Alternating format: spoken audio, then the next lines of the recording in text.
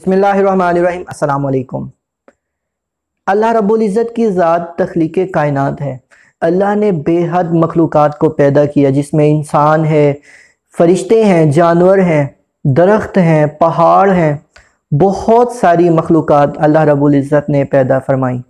लेकिन इन सब में से अल्लाह ने इंसान को अशरफुल मखलूक़ात बनाया।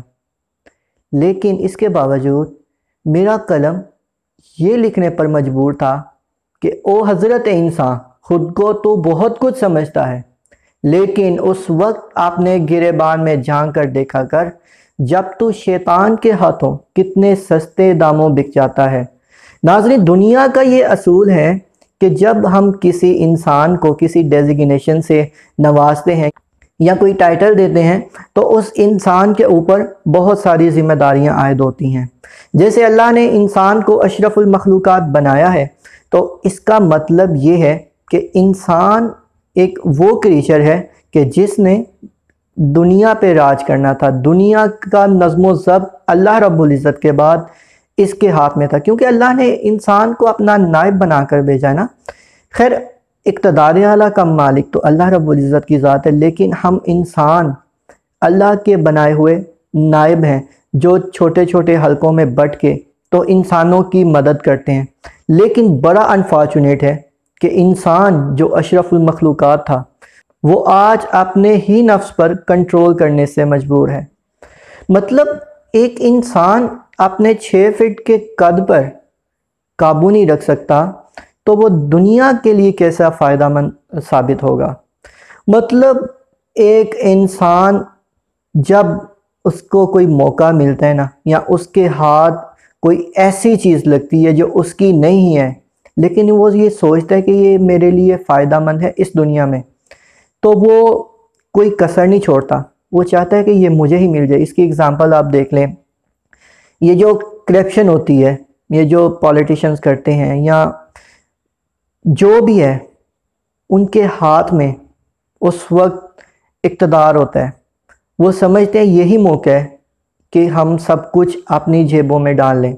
मैं ये पॉलिटिशियन की एग्ज़ाम्पल देने से पहले मैं आपको बता चुका हूँ कि ये पॉलिटिशियंस की बात नहीं, बल्कि हर इंसान के साथ अमूमन ऐसा ही होता है कि वो जब समझते हैं ना कि मेरे बस में है ये चीज़ या मेरे इख्तियार में है, वो कमी नहीं करता। फिर जैसे अगर किसी इंसान को ड्रग्स लेने की एडिक्शन हो ना, तो उसके सामने आप कोई ऐसी चीज़ रख दें, मसलन शराब रख दें, तो वो कभी भी ये उसके माइंड में नहीं आएगा कि ये चीज़ गलत है, ये मुझे नहीं लेनी, क्योंकि उसका खुद पे कंट्रोल नहीं है। उस वक्त बस उसके माइंड में ये एक चीज़ होती है कि मैं ड्रग्स का इस्तेमाल कर लूँ ताकि मुझे वक्ती तौर पे एक प्लेयर मिल सके। इसी तरह मेरे माइंड में एक और बात आ गई है कि आप सल्लल्लाहु अलैहि वसल्लम ने फरमाया कि जब आप देखो ना कि एक नौजवान लड़की और एक लड़का इकट्ठे बैठे हैं, तो याद रखो उन दोनों में तीसरा जो है वो शैतान शामिल हो जाता है, तो बेहतर है कि आप उनका निकाह करवा दो। क्यों फरमाया? क्यों इतनी आसानी पैदा की है इस्लाम ने? वो इसीलिए, पहली बात तो ये है कि निकाह आम हो जाए, निकाह का रवाज राइज हो जाए दुनिया में। और दूसरी वजह इसकी ये है कि इंसान सेल्फ कंट्रोल नहीं कर सकता, इंसान खुद पे काबू नहीं रख सकता, हालांकि जो रखना चाहिए। लेकिन इस चीज़ का नुकसान, इस चीज़ का गुनाह इतना सख्त है, इतना सवीर है कि आप सल्लल्लाहु अलैहि वसल्लम ने फरमाया कि बेहतर है कि उनमें आप निकाह करवा दें। नाज़रीन, एक बात मैं वाज़ह कर दूं कि बीइंग अ मुस्लिम, हमारे पास जो सबसे कीमती चीज़ है वो हमारा ईमान है। तो जब हम देखते हैं पैसे को, जब हम देखते हैं लग्जरीज लाइफ को, जब हम देखते हैं कार को, बंगलों को, तो ये ईमान के सामने बहुत ही सस्ती चीज़ें हैं। लेकिन अल्टीमेटली होता क्या है कि हम अपने ईमान का सौदा कर देते हैं इन चीज़ों के साथ। हमें इनमें चमक नज़र आती है, हम इनके पीछे चले जाते हैं। हम ये कभी भी नहीं सोचते कि आया ये जो माल है یہ اللیگل طریقے سے ہم حاصل کرنے کی کوشش کریں یا لیگل طریقے سے، یہ ہمارے مائنڈ میں بہت ہی کم آتا ہے۔ ہم جب دیکھتے ہیں کہ یہ مال ہے تو ہم یہ نہیں سوچتے کہ یہ کسی غریب کا ہے یا کسی یتیم کا بھی ہو سکتا ہے، لیکن ہم بس یہ چاہتے ہیں کہ اس کے پاس کیوں ہے، یہ میرے پاس کیوں نہیں ہے، تو لہٰذا یہ میرے پاس ہونا چاہیے۔ ناظرین، اس وقت ہمارا ایمان ہم سے نکل رہا ہوتا ہے، ہمارے دلوں سے نکل رہا ہوتا ہے۔ میں نے دل کی بات کی ہے، تو جیسے ہم آرمی ہوتی ہے نا، آرمی کنٹرول کرتی ہے بارڈرز کو، ایکسٹرنل پرابلمز ہوتے ہیں یا ایکسٹرنلی جو ہمیں خطرہ لاحق ہوتا ہے اس کے لیے ہم آرمی بناتے ہیں۔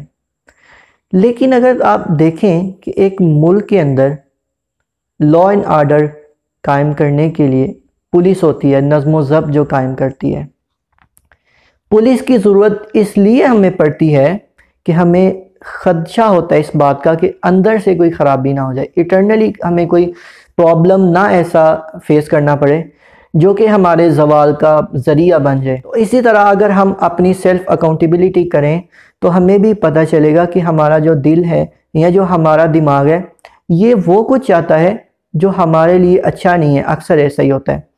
مثلا میں نے اگر ایک مثال دی تھی ایک ایڈکٹڈ انسان کی جو ڈرگز لینے کا ایڈکٹڈ ہوتا ہے، تو اس کو کیا چیز مجبور کر رہی ہے؟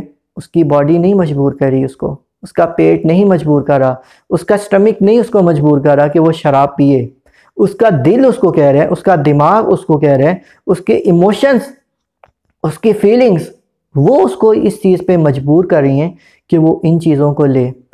جب ہم پیسہ دیکھتے ہیں، پیسے کا تعلق ڈائریکٹ ہماری باڈی سے نہیں ہوتا، اس سے پہلے ہمارا دل ہمیں اس کی طرف مائل کرتا ہے، ہمارا دماغ ہمیں کہتا ہے کہ یہ تمہارے پاس ہونا چاہیے۔ ایکچول میں یہ وہ ٹائم ہوتا ہے جب انسان کے اندر ہوس زیادہ ہوتی ہے، زیادہ سے اور زیادہ ہو جاتی ہے۔ تو بہرحال یہ دل دماغ یہ ہمارے کنٹرول میں ہونا چاہیے، کیونکہ جو ہماری باڈی ہے اس کے کچھ تقاضے ہیں۔ مثلا اس کو کس چیز کی ضرورت ہے؟ کھانے کی ضرورت ہے، پہننے کے لیے کپڑے کی ضرورت ہے، رہنے کے لیے ایک چھت کی ضرورت ہے۔ اس کے تقاضے کچھ اور ہیں، لیکن جو ہم کر رہے ہوتے ہیں، جو ہمارے اندر ہوس پیدا ہوتی ہے، وہ ایکچولی ہماری فیلنگز ہوتی ہیں، فیلنگز، ایموشنز، جس کا تعلق دل اور دماغ سے ہے۔ تو ایک چیز کی ہمیں انتہائی ضرورت ہے کہ ہم ایک جو ٹرم ہے نا سیلف کنٹرول یا سیلف ڈیفنس، اس کو اپنی زندگیوں میں اپنا لیں، تاکہ جو اللہ رب العزت کی طرف سے ہمیں ایک ڈیزگنیشن ملا ہوا ہے اشرف المخلوقات کا، اس کے اوپر ہم پورا اتر سکیں۔ تو بہرحال یہ ایک چھوٹا سا میرا میسیج تھا، امید ہے کہ آپ کو پسند آیا ہوگا۔ اللہ حافظ۔